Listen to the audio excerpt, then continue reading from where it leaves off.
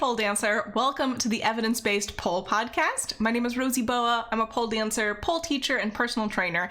And I've started this podcast so that we can learn together, talk with the experts, read the research, and feel better on and off the pole. So if that sounds like something you're interested in doing, let's go. Welcome to another of all the types of episodes are my favorite types of episodes, but I do really enjoy the ones where I get to talk to researchers who are working on pole dance as a research subject. And today we are joined by Dr. Kelly Cuccolo, who is a researcher who works on pole dance and also a pole dancer. And yeah, it would be great if, actually, first of all, up to you whether you want to start sort of like talking a little bit about your pole journey, who you are, how you got here, or maybe a little bit of a very high level overview of some of your research on the subject. Yeah, of course. Thank you so much for having me, first of all. I'm so excited to get to nerd out about this stuff. It's really fun. So I think those two questions kind of dovetail nicely into each other because my experiences kind of led me to want to do research, which I think is true of a lot of things. But I think in the pole world where there wasn't a lot going on, I was like having these really powerful experiences, and I was like, wanted to see if there was a pattern there. Like, am I the only one having these really great experiences, or is this something really common? And that'll kind of get into some of my specialty, which is on like body image and eating disorders. So I was a grad student in a PhD program for experimental psychology, and anybody who's, in school or in that type of world knows, like, you do not have a lot of time for yourself. Like, you do not have a lot of time to take care of yourself. And I really felt like that was starting to take a toll on me. And so I wanted to try something new and different. And I found a pole dance studio an hour away from me. And I was like, worth it. I'll drive. Like, wow. I'll do it. Yeah, I was in rural North Dakota. So like already, like, there's not a lot going on. But I was like, I'll give it a try. And immediately was hooked. And then I think like the researcher part of me was like, well, is there anything out there on like what I'm experiencing? And everything that I was finding, I think, was like really kind of theoretical, really like from a more feminist framework of like answering these kind of broad societal questions about pole dancing. And I think that's really important. I think that's part of the conversation when we talk about the individual benefit. But I was really interested because of my background in like eating disorder research, like, well, how does this play into somebody's body image? How does this play into somebody who might have had an eating disorder, their symptoms? Like, what does this look like on kind of the more mental health level? And so I was like, well, I'm going to make this my dissertation. And I just went for it. So really broadly, my research in pole kind of focuses on the psychological aspects of it. How does it impact body image? How does it impact maybe depression, anxiety, eating disorder symptoms? And then also recently, I've done some more stuff by collaborating with people in the sociology field of more of the how does it influence our gender identity? How does our gender identity interact or play into the way we approach pole dancing? Yeah, definitely. And that's how I came across you, is I got like, I have a system of alerts set up. So whenever anybody publishes pole dance research, I get like, it's happening. Get you to the library. Yeah. And I ran across your paper and I was like, I cannot access this in any way. So I emailed you and I was like, also, would you do my podcast? And you were like, yes. So I'm happy to have you. Yeah, definitely. So we are not going to cover everything that goes on in a dissertation in this this podcast. And the dissertation is open access, I believe. So if folks are interested, you can just go read it. Yes. Little light reading. But as I was reading through your research, there were a lot of terms used in sort of like a formal psychological sense that I think also tend to get bandied about quite a bit in I'm going to call it the wellness space very broadly. Yeah. And one of the things that I think is important to me as someone who's doing evidence-based instruction is really being, concrete and specific with terminology. And if you've ever, done research or learned how to do research, you will have done a lot of time and spent a lot of thought on specific terminology and what does it mean and how does it like interact with different ways of looking at the same problem, right?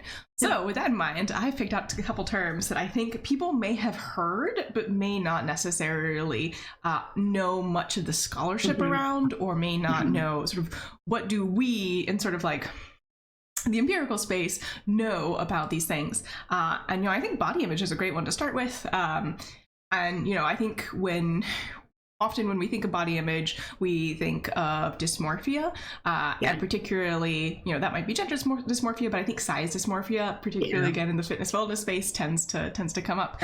So do you want to talk a little bit about that? What is it? How does it affect people? How do you know if it's something that's maybe negatively or positively affecting you? ? Yeah, I think this is a really good question. So I would just boil body image down to like very simply how you feel about your body. And most often it's specifically referring to like how your body looks. And so like you said, that could be size is a really common one. And there are even like specific scales you can use to measure how people feel about certain parts of their body or certain aspects of their body, like muscularity or thinness. But just very broadly, it's like how you feel about your body and particularly the way it looks. There are lots of different kind of body image movements, like body positivity, right? Trying to emphasize like positive aspects of how you look and really find like some empowerment about embracing all parts of you. And then body neutrality is more like, well, you don't have to really even think about your body at all. Like you can just exist and not have a particularly strong reaction to the way you look or certain parts of you, and kind of like take it off your mental plate. I would say like negative body image is when you feel poorly about yourself, and really when a lot of like the obsessive thoughts, the nitpicking starts to happen, what we call body checking starts to happen. So like, you look past yourself in the mirror and maybe you're really insecure about like your hairline, and so you're trying to fit, right? You walk past and you're trying to fix it immediately. Or like when you sit down, maybe you're insecure about your stomach, and so you're immediately repositioning yourself. That's when I would say we're starting to head into like having a more negative body image, and when we might start to want to, unpack that or look into that a little bit more. Yeah, and I think it's important for folks to note that the recommended course of action here is to perhaps go see a therapist and not necessarily immediately try to change your body in some way. Yes. Yep. And that's, not to get too far like ahead of ourselves, but that's something that really like came out in my dissertation that I wasn't expecting, because I looked at like just the experiences of women who pole dance, collected some quantitative data about how they felt about themselves. But also like I had some open-ended questions about like, what does pole do for you? Like, why do you continue to pole dance? And overwhelmingly, it was like, this has helped me move away from focusing on like how my body looks to like how my body feels. And one response that really just made me like stop and rethink how I even thought about it was like, this person was like, I was forced to look at the parts of myself that I didn't love. And like, because, when you're pole dancing, you're not wearing very much clothing. Like there's no room to hide. And there are often lots of mirrors. And she was just like, and over time, I just stopped caring. Like I got so, desensitized, maybe not the right word, but like so habituated to seeing myself, and was able to move beyond like focusing on that and critiquing myself. And like, I was like, she was like, look at all this cool stuff I can do. Why would I care that I maybe don't love this one particular part of my body? So I thought that was like really powerful too. Really lovely. It kind of reminds me, I think most people don't like hearing their own voice on a recording because bone conduction means that your voice sounds very different to you than it does to other people, because they're not wearing your skull, which is good. We don't generally want that. But Listen, if you hate your voice, listening to recordings of your voice, and you want to get over it, may I recommend editing a podcast with you in it? And eventually, There's no hiding. You know, the 100th hour of just like closely listening to your own voice, eventually it just becomes like another noise that is fine. Yeah, it's really interesting. So when I started pole dance, it was in a situation with no mirrors, and I still don't use a mirror, although I teach online and I take online classes, so I can't see myself in the recording, so there is definitely more visual feedback there. But yeah, it is interesting how the experience of being in a mirrored space can really, over time, in a way that's, you know, you feel emotionally supported, can really change your connection. What's the word I'm looking for? Stance? Yeah, like your perspective. And I think that part that you hit on is really important, the support aspect, because, right, if you are in a class, maybe it's all people who really look a certain way, that might be damaging more so than supportive, like, because there's that comparison. But like, I don't know if you've had this experience, but something that I've experienced and it was common among the people I've interviewed is like, those spaces are so incredibly supportive. Like, when you learn how to do something, when you land a trick for the first time, even if you fail, people are clapping, people are like complimenting you. And I think that's what makes the difference and like allows you to maybe step outside of your own kind of negative bias or voice and really move past maybe some of those things that you didn't feel so great about. Yeah. I think it's a wonderful experience, and I hope everyone who is listening has had that. Me too. And so another term that I think gets used a lot, again with sort of a meaning of varieties behind it, that I know you've worked on quite a bit, is embodiment. Yes. And I mean, in the trivial sense, we're all embodied because we all have bodies that we're in. Yes. But I think that's not generally how it's used. So do you want to talk a little bit more about that and maybe some of the scholarship around it? Yes. I agree. Like, in the general sense, we are all embodied, but in like kind of the psychological vernacular, the way we use it is to refer to like, we do kind of describe it as like feeling quote unquote in your body, but in the sense that like you feel connected to your body and you feel like you can meet your body's needs and take care of your body. You are not just simply inhabiting it as a vessel, but like you are truly looking out for yourself and for the needs that you have. Yeah. So I think of things like, I'm always a little bit worried when a student who I'm working with mentions that they have really great pain tolerance, because that tells me that what they are really good at is ignoring signals from their body and not necessarily, you know, the psychological rigor to continue to push through something that's uncomfortable. Exactly. Like knowing where your body is in space, like kind of feeling like you have good body awareness, like listening to your pain signals, listening to your hunger signals, thirst signals, things like that, especially because it's so often used in connection with like eating disorder research or body image research, right? Like we want to see like, can you recognize what your body is telling you and then respond in a way that like is respectful, like, or appreciative, right? Like, okay, like this hurts, I'm gonna back out. Like in yoga, they always tell you the pose shouldn't hurt, right? Like you don't want to push it too far.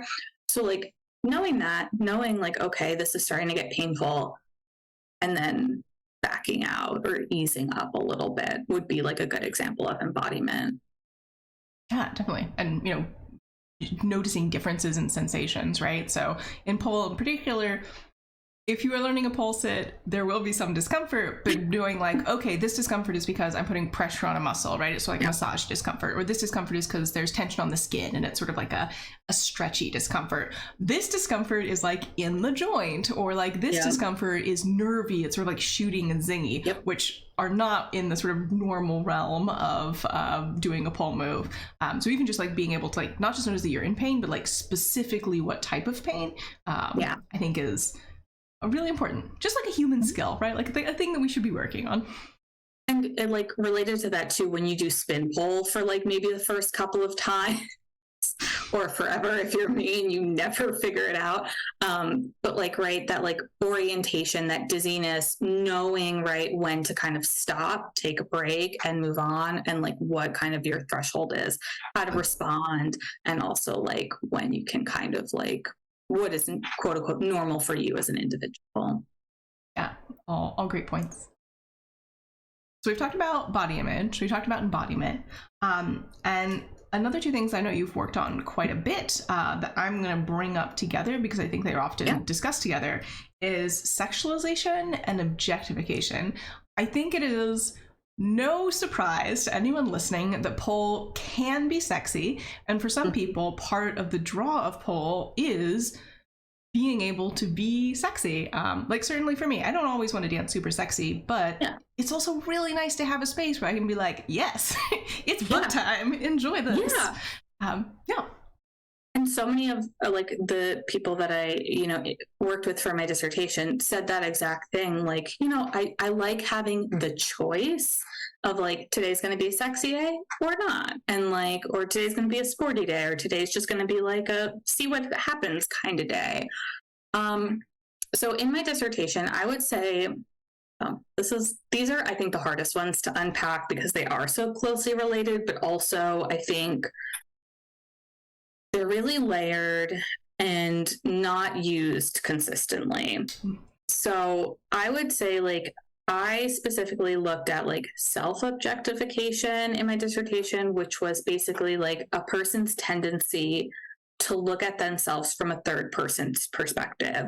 So it can kind of be thought of as like the opposite of embodiment. So instead of focusing on how your body feels, you're really focused on how it looks, and particularly kind of how it looks to other people. Like it's almost like you're always, this feels weird to describe it this way, but it's how I've kind of explained it for a while. It's like, if you're a little video game character, like when you make an avatar of yourself, right? Like, and you customize, like that's what kind of self-objectification is. You're looking at yourself as kind of from an external point of view.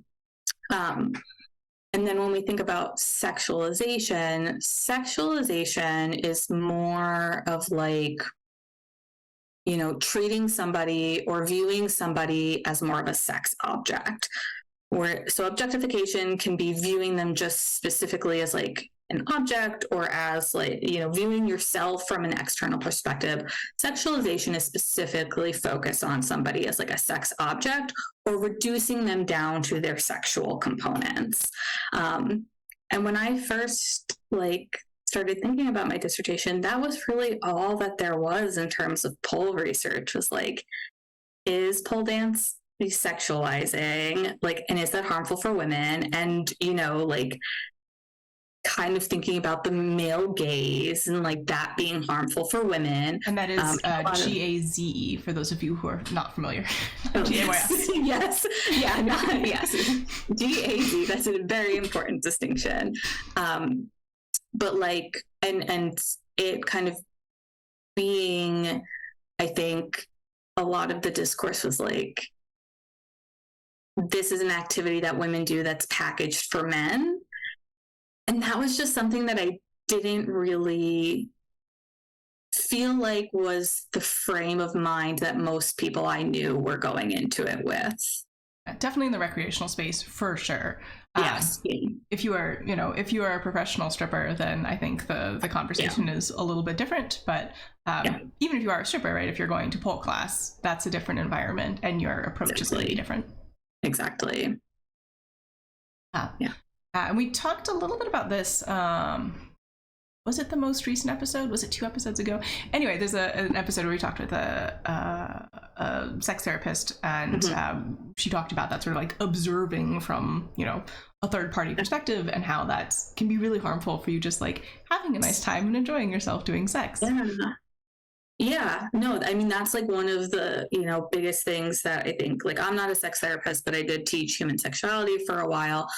And that was like one of the commonalities when we talk about why people go to sex therapy. It's like, well, it's because they're not able to be in the moment, and it's detracting so much from that intrinsic like experience.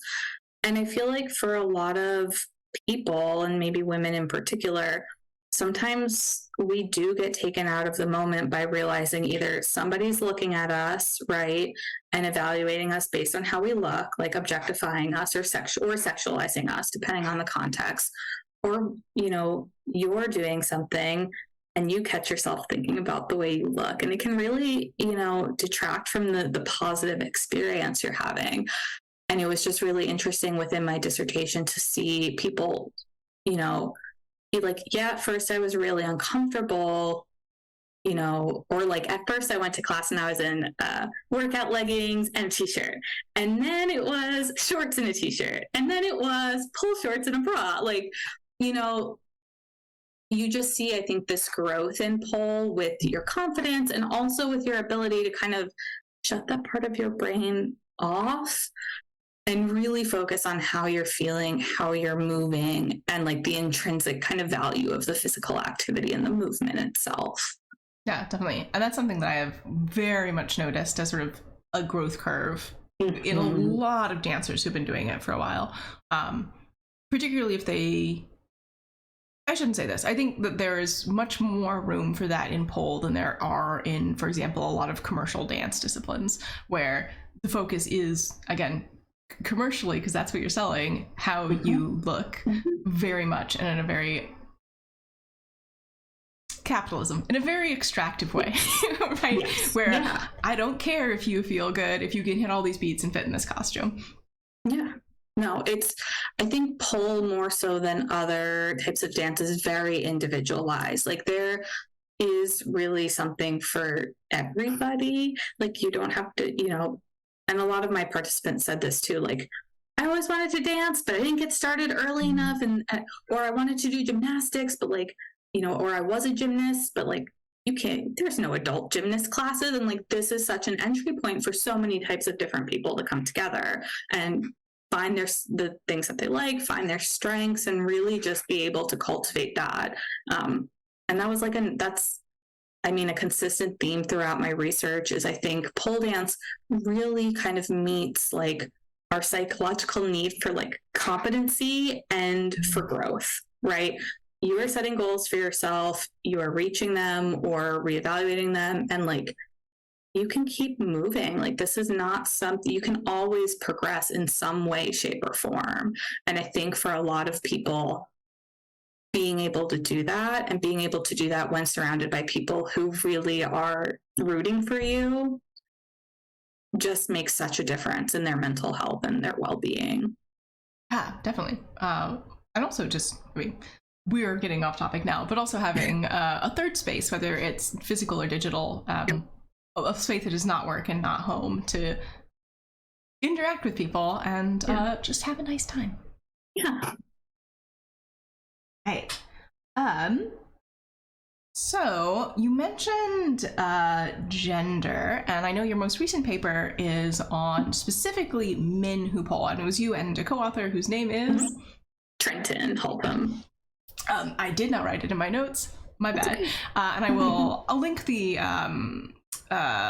Sociology Compass link in the show notes, but if you are not a member of a library that has a subscription, unfortunately it is closed access. But so we've been talking a lot about specifically the experience of women in pole, and I think we're just going to sort of not focus as much today on, you know, non-binary, gender non-conforming, you know, gender fluid, other folks in that sort of not as rigid category, because I think most of your research has been on cis folks.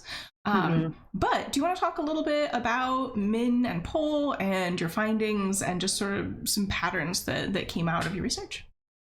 Yeah, absolutely. So I will give you a little bit of background on how this project started. So Trenton Holcomb is the co-author on the paper, and he's in sociology and on psychology. I was on Twitter, and Trenton had published a paper on male baton twirlers, so men who do baton twirling. And I was like, this is really interesting. I've kind of been wanting to do a study on men who pole dance. Like, I reached out, and then it ended up being like a really kind of perfect blend of both of our interests. He kind of focuses more on like the sociology of gender and sport, and then I'm a little bit more on the psychology side. But our new paper is called A Pole New World. maneuvering masculinity and sexuality among men who pole dance. So we love a good pun. But really kind of like a lot of the research that we had kind of based this off of is that like men who enter women dominated spaces or spaces traditionally dominated by women, right, tend to kind of very strategically navigate those environments in ways that where they're kind of like, there's kind of like a push and a pull, like they're bringing some things in that they think are beneficial from these spaces, but also distancing themselves from certain aspects of the spaces that might be more like stigmatized for a man, right? Traditionally more feminine aspects of their environment. So we kind of just wanted to explore like, why do men engage in this space? What draws them into this space? How do they navigate it once they're there? And so this paper that was just published is kind of like just some preliminary findings. We're not done yet. We're still recruiting. So if anybody's listening to this and thinking, oh my goodness, I would love to talk about my experiences as a man who pole dances, absolutely. And while most of our participants have been cis, like we are just, if you identify as a man, you are welcome to participate, as long as you're over 18 years old. So really there were kind of, do you want me to jump into what we found? Yeah, absolutely. Okay. So if you're interested in being a participant, maybe pause and like talk to Kelly first and then come back and listen to the rest of this. Pause and then come back. Exactly. So we don't bias you too much. But so we kind of really broke down. So we did semi-structured interviews, just again, exploring like why they got started in pole, how they got started in pole, why they keep coming back to it, and how they navigate the space, and particularly kind of like any potential gender differences or ways they thought like the expectations for pole dancers were different for men and women. And so there were kind of like three broad findings. The first was that men made like really strategic disclosures about their pole dance participation. And a lot of that was grounded in their belief that other people kind of stigmatized the activity, which I don't think is surprising to anyone. But particularly for men, they reported, which I didn't see with when I did my dissertation with women, was that it was considered something that only gay men did. That straight men didn't pole dance. But then we also saw it kind of stereotyped or stigmatized as being connected to sex work and also being something that women did, and it was like hypersexual. So most of our participants kind of approached the topic with caution. They might have, like, for example, called it pole fitness instead of pole dancing, or started off by telling people who they thought would be more accepting and not disclosing to people who might have a particularly negative reaction. So lots of telling friends, but not family. Participants who were in traditionally very masculine jobs or jobs kind of dominated by men, they typically had the strongest reaction or strongest reaction to disclosing, and that they wouldn't disclose it to their colleagues because they, their belief was that if their coworkers found out they did this, their jobs would be made harder because they would get made fun of. And particularly a lot of that being made fun of was grounded in like misogyny and homophobia of like, they're going to think I'm gay. And then the gay jokes start and then I can't do my job anymore. So they were very careful. Some people went as far as like making fake social media profiles so that their coworkers didn't find them, to really distance themselves from the activity. So, which I thought was really interesting. And there was a difference between our participants who self-identified as straight and gay, and our gay men really reported kind of having less hesitation for disclosing, because a lot of them already had some of those stigma management strategies ready. Like they've, maybe come out and they're like, well, I know how to field these questions, or I know how to field these assumptions and like talk about them, or like whatever it is. Whereas a lot of the straight participants, because maybe they had like more of that masculine status, they were more kind of grounded in traditional masculine kind of culture and norms. They had more to lose, right, by their friends making fun of them or the stigma attached to the activity. So that was like the first big finding. The second one was how they talked about pole dancing once they did disclose it, or how they framed their participation. And they really kind of, again, for a lot of the participants, distinguish between what is expected of women and what is expected of men. Men were expected to be strong and powerful and explosive. They were not expected to be good dancers. We had a lot of participants who were like, I pointed my toes, and they were like, shocked. And how women were expected to be very flexible, to not have as much upper body strength, and to be more like dance oriented. And so when they talked about their participation, it was still kind of grounded in like stereotypes about, and like gender essentialism of how men and women's bodies are very different and inherently different, and even the movements are different. And they tended to really emphasize like their participation as being like more competitive or more sports based, things that kind of, again, with that like push and pull analogy, brought it more back into the sports world than like the dance world, I would say. And that wasn't true for all participants. Again, a lot of like our participants who were gay men were like, no, I danced and I'm gonna be fluid in my movements. I'm a trained dancer, or I'm this, and like I'm going to bring that out. That was often surprising to a lot of people, because they don't expect that from a man. Kind of, again, bringing those stereotypes in. And then finally, the last kind of big finding we found was that men were very self-aware of their presence in these spaces. They were very aware that they were potentially stepping into like a safe space, a woman's safe space. And they were very mindful about how they presented themselves in that space, because they didn't want to come off as creepy, was the word that they used. They didn't want to come off as creepy, and they didn't want to discourage people from being in that space. They didn't want to discourage women from being in that space. And different men had different ways in which they enacted that, but that was the general takeaway. And we also found that men learned a lot from being in these spaces. They, I don't want to say became more open-minded, because I don't think that's the right way to phrase it. But they, again, kind of with that push and pull analogy, they brought in knowledge about particularly women's experiences. And I think like one worth highlighting was we had a participant who community was really positive, community was really supportive. They, did things outside of the studio. They were friends on Facebook outside of the studio. And a woman had posted about an incident of harassment.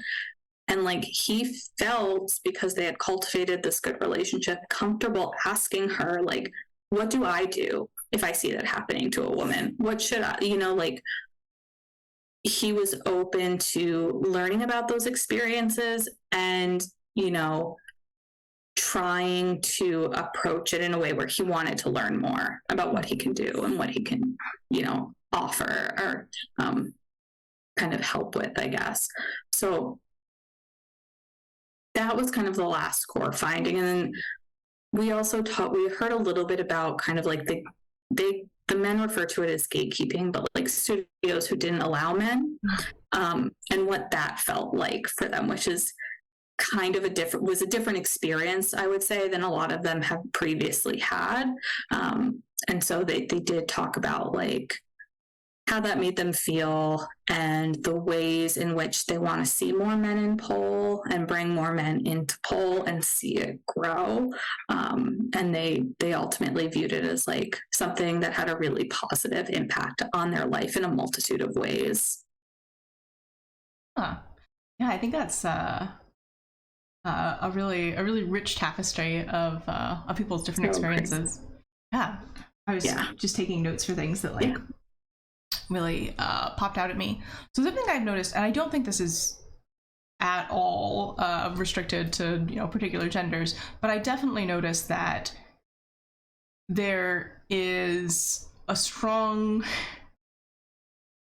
I have noticed that when folks really want to distance themselves from sex workers, which I think if that is a goal for you, maybe pole dance isn't for you. I agree. Just a thing to think about. I agree. They really do focus more on the fitness aspects, and it's interesting to see that pattern, like specifically with men. And I don't know to what degree this is necessarily all conscious on each individual's behalf or each individual's part. But yeah, I think that is part of definitely a larger trend. I'm thinking particularly of like the you know, the folks who are trying to get pole in the Olympics, and they do not want to hear from strippers. They are not interested in it. Maybe that's changed. I mean, I hope so, because it really is like, I mean, I'm definitely of the perspective of like, that's where pole originated. If you are not going to be supportive and open to that, then I think you should choose a different activity. Interestingly, I guess to kind of maybe draw a dichotomy, like the men did distance themselves. The women in my dissertation really talked about how pole dancing helped them, like, I don't want to say, again, not become more open-minded to sex work, but like view it more, like reduce the stigma they had initially associated with it. A lot of them were like, oh, I realized that like I was really insecure, and like now that I feel better about myself, I like don't, you know, I'm very like supportive of sex work. And I was like, that's a really kind of powerful, and I don't again know if that's because that was qualitative, how representative that is. I think it really depends on the studios you're at. But I thought was really important because there is kind of, you know, a lot of discourse about sex work, recreational pole, and like the way in which those communities interact and engage. Yeah, definitely. And I mean, I think it's, I don't know, maybe it's obvious to people who like follow me on Instagram or know me personally, but I am strongly in support of sex workers having the best time they can in life in general. That's my desire.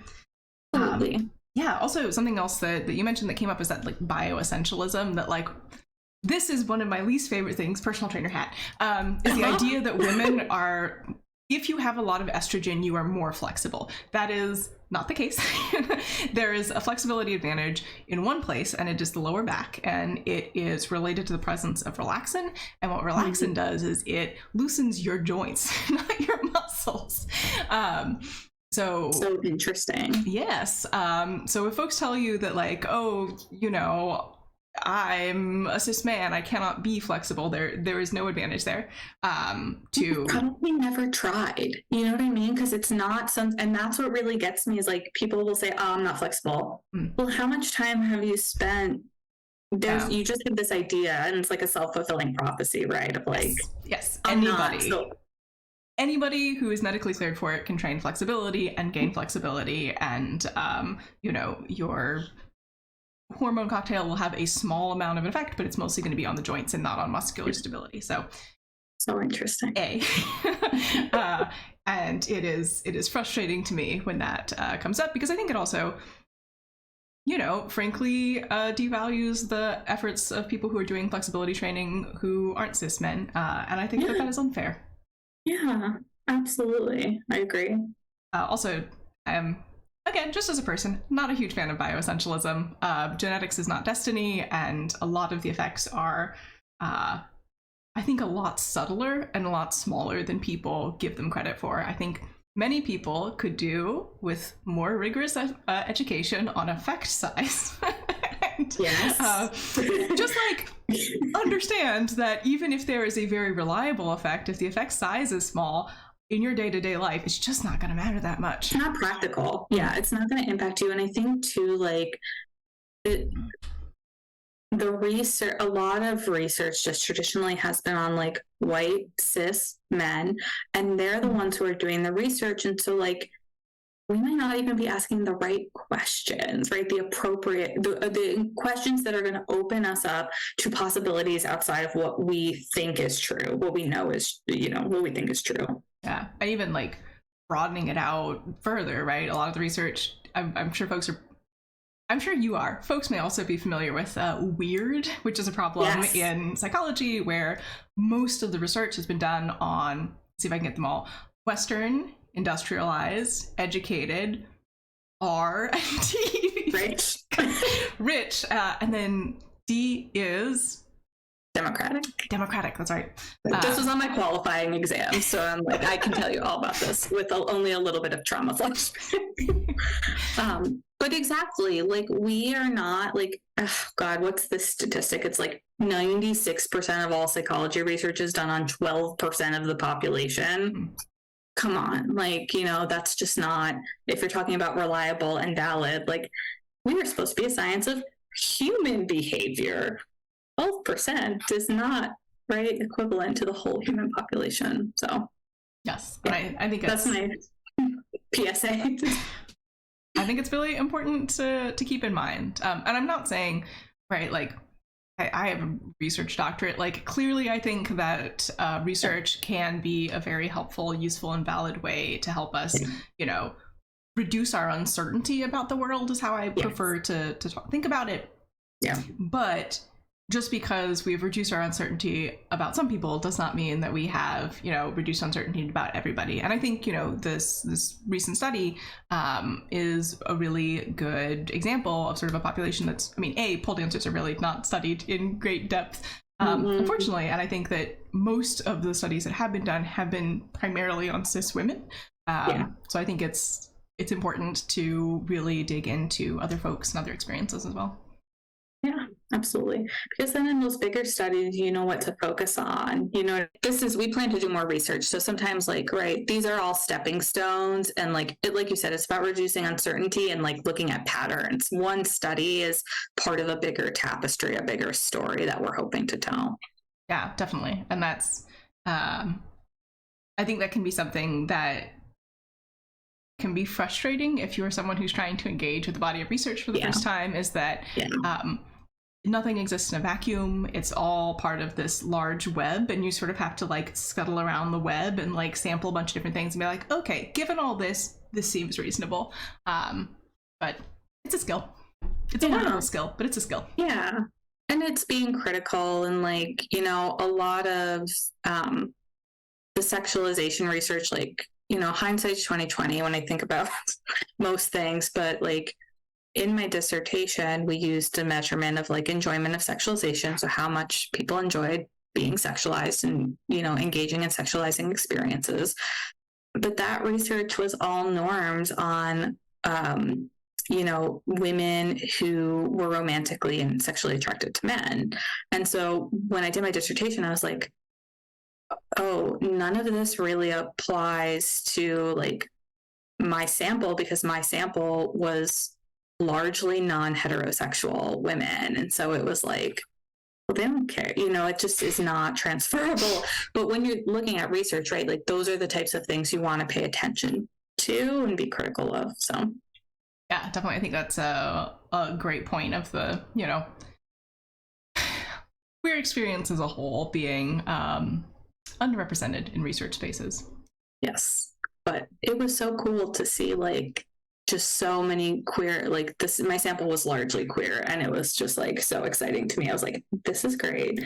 Like, because you're right, they don't get, and especially like you don't hear those stories talked about positively a lot of the time. So to get to talk about these women, these queer women who are like, I feel great about my body, I'm so happy, and I was like, yeah, hell yeah, that's great. Like that makes me feel really good too, to get to tell that story. Yeah, I have a lot of thoughts on the pathologization of queer experiences overall, and I think that those can go in another podcast. But this has been really wonderful talking with you, and I do want to make sure you have some chance at the end to let people know, you know, if they wanted to keep up on your research, if, you know, they wanted to be a participant, particularly, you know, any of y'all who are men who want to be involved in the study, how can folks keep in touch with you? I'm going to pull up my Instagram. So first, you can, if you're interested in participating in the study or just interested in like future studies, you can email me at Cuccolo, CUCCOLOKM @gmail.com, and I can put you on like a little mailing list that we have for when we do new studies. Or you can follow me on Instagram, and my handle is Cuccolo, CUCCOLO_lab. And it's just a lot of psychology and also cats. So what's not to love? Either of those things? Yeah. Some pole dancing sprinkled in as well. So yes. All right. Well, this has been a wonderful conversation. I hope everyone listening has learned a lot. Thank you so much for joining me, everybody listening. Thank you so much for joining me, Dr. Cuccolo, and I will talk to you later. Thanks so much for joining me today, pole dancer. This podcast is a production of Slink Through Strength, the inclusive, evidence-based online pole studio. So if you're looking for a place to train, either off-pole conditioning and flexibility, or learning pole tricks and refining your pole movement, you can find us online at slinkthroughstrength.com.